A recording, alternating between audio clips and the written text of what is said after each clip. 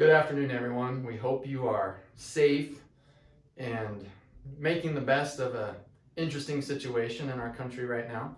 My name is Brad Allen. I'm one of the founders of Davies Allen. Our CPA firm wants to thank you for working with us. We value our relationship and partnership and hope you're doing well in your home office, or in my case, self-quarantined in my office here away from my coworkers as we try to observe the laws of the land yet get things done. The beauty is we're fully been working cloud technology for years, so our business hasn't been interrupted, and trying to do everything we can to meet the needs of our clients. Today we wanted to take a few minutes. We have a rapidly changing environment as our federal government tries to handle and deal with things and consider the effects on the economy that these quarantine mandates are having. And so today I'm going to cover a couple of things.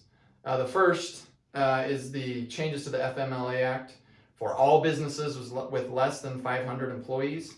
I'm going to cover some highlights. We're expecting some more information to come. So what I'm going to give you is kind of an outline. It's 52 pages on one whiteboard. So yes, I might miss some things or leave them out. Please call us, ask us your questions. I have several questions that I actually expect to be clarified in the third round of information coming here within the next, hopefully, week. I hear as soon as early next week. We'll see how the negotiations go. The other thing is just to remind you for business owners that the first round of, as they call it, economic stimulus funding was low interest loans from the SBA that could be paid back up to over 30 years at 3.25% interest. There's a website for that. We'll put a link for that.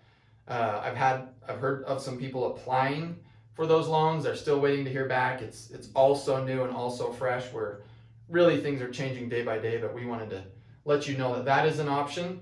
And I think there's some other options for small business coming in this third round that we are seeing.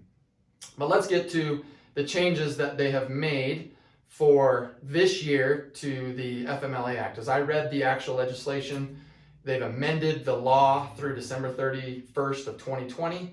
And there's really two areas of focus that I want to cover today. One is what we're calling sick leave, and the other is family leave.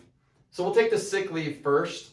This is primarily for employees who have symptoms of this virus, have it, or following the recommendations of the CDC, and they can't work. They can't telework, they can't do anything, and it's causing a burden for them and for their employer to figure out how do we handle these wages that they're used to earning, and we frankly would want to pay them.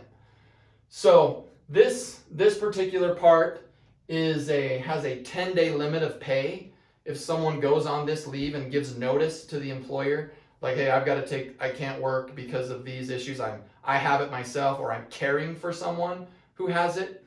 The limits is their hourly rate times the number of hours they normally work, up to $511 a day. So that's a 5110 limit, if you will, for these 2 weeks.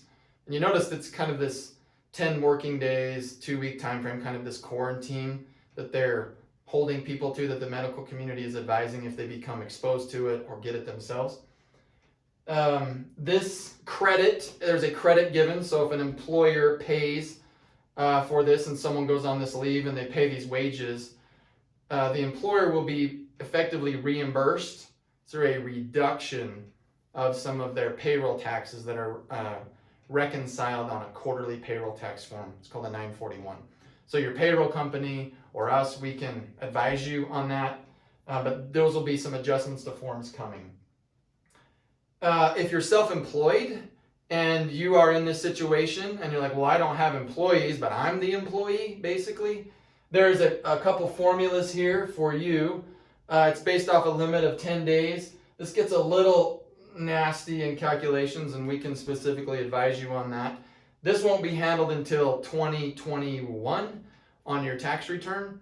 So not really a lot of immediate help, but there will be something for that. A key point here at the bottom, I don't know if you can see that, is if you have, part of the FMLA is you have to restore the employee back to their position once they come back. They've exempted employers with 25 employees or less from being required to do that. They've also made a provision for employers of 50 or less employees that if doing this or complying this or following this jeopardizes your business as a going concern, that means a lot of things to us accounting nerds. But if it does that, then you're not exempt. I'm expecting some more guidance on that.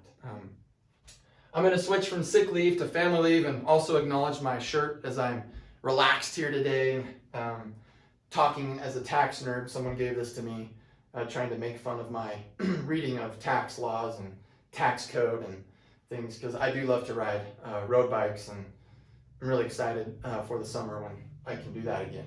So anyways, we'll move to the family leave side. This is for individuals who are caring for children under the age of 18 because their school is closed, which is everywhere, or the care facility, the daycare, whatever you want to call it, is closed for precautionary reasons and for good reason.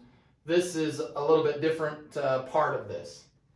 This is allowed for employees if they find themselves in their situation where they can't work or they can't telework, and they come to you as an employer. If you're an employee and say, I can't work, how are we going to do this? I don't want to lose my job or whatever. This is a $200 per day limit and a $10,000 aggregate time frame, which really implies it's like a 10-week thing.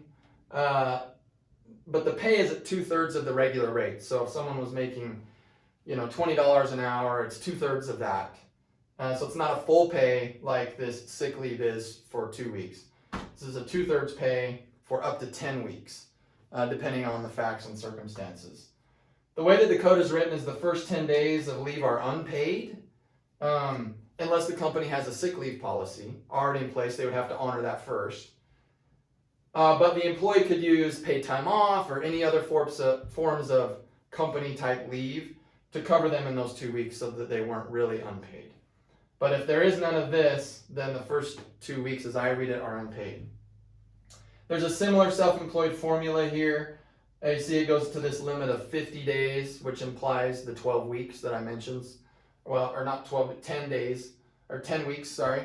10 times 5, 50. Got to do my math here as I'm reading tax code. So same thing with the under 25 employees situation as well. So the main things here are I still have a lot of questions about some nuances of this. We're sure you will too. So please call us, contact us. We can work through it, get into some of the finer details that's not really possible to cover in a broad video like this, and we'd be happy to help. Again, at Davies Allen, we're grateful to work with you. One of our goals as a firm is to be proactive, to be having your back, to watch out for you and take care of all of these tax and accounting needs. It's really important to us that we stay up on this stuff. All of us do it. We spend early mornings and late hours reading these things, trying to understand them, asking the questions ourselves. But stay safe, be smart, but let's not be fearful either, right? Like we've got to move forward, and we're going to move forward and help you along the way. So please contact us if you have any questions.